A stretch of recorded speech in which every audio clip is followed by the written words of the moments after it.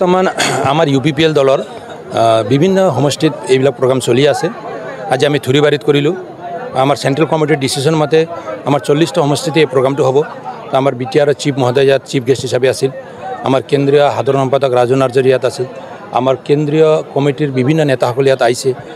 MLA EM সকল ইয়াত আহিছে।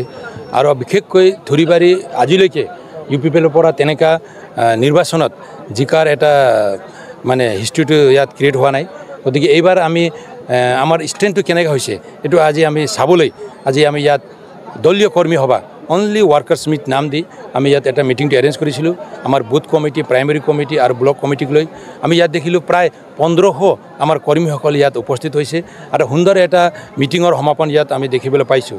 ইয়াৰ পৰা এইটো অনুমান কৰিব পৰা যায় যে এইবেলি থুৰিবাৰী সমষ্টিত ইউপিপিএল প্ৰাৰ্থীয়ে নিশ্চয় জয়যুক্ত হ'ব আৰু ইউপিপিএল কৰ্মীসকলে মাৰ বান্ধি থিয় হৈছে যে আমি একেলগে কাম কৰিম আৰু সকলোৱে এইটোৱে বিচাৰিছে যে প্ৰমোদ বড়ো ডাঙৰীয়াই যে যোৱা 4 বছৰত বিটিআৰৰ শাসনত অহাৰ পিছত বিটিআৰত যোৱা দিনত যিবিলাক মানে কমিউনিকেশ্যন এটা গেপৰ পৰা আৰম্ভ কৰি বিভিন্ন জাতি জনগোষ্ঠীৰ মাজত যি এটা ভুল বুজাবুজি সৃষ্টি হৈছিল এই সকলো দূৰ কৰি যি ধৰণৰ ৰাজনীতি আৰু চৰকাৰ তেখেতে চলাই আহিছে। গতিকে তেখেতে নেতৃত্ব দিয়া পলিটিকেল পাৰ্টি ইউপিপিএল আৰু তেখেতে নেতৃত্ব দিয়া যি আজি বিটিআৰ চৰকাৰক আজি বিটিআৰ ৰাইজে মানে ভাল পাইছে আৰু তেখেতক নেতৃত্বত কাম কৰিবলৈ ওলাই আহিছে।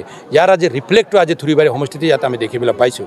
গতিকে এইটো নিশ্চিত 2025 যি নিৰ্বাচন এই 2025 নিৰ্বাচনত আকৌ মানে ইউপিপিএলৰ নেতৃত্বত আমাৰ প্ৰমোদ বড়ো ডাঙৰীয়াৰ নেতৃত্বত বিটিআৰ কাউন্সিলটো গঠন হ'ব আৰু থুৰিবাৰীত নিশ্চয় আজিৰ যি মিটিংটিয়ে এটি অনুমান কৰিছে যে কৰ্মী সভাই যদি ইমান হয় আৰু কৰ্মীসকলে যদি ইমান উৎসাহেৰে যদি কাম কৰিবলৈ ওলাই আহিছে তেনেহ'লে নিশ্চয় থুৰিবাৰীত জাতি জনগোষ্ঠী ধৰ্ম বৰ্ণ নিৰ্বিশেষে যি এজেণ্ডাটো লৈ ইউপিপিএলে কাম কৰিব বিচাৰিছে তাত সকলোৱে সমৰ্থন দি ইউপিপিএলৰ প্ৰাৰ্থীক জয়যুক্ত কৰাব।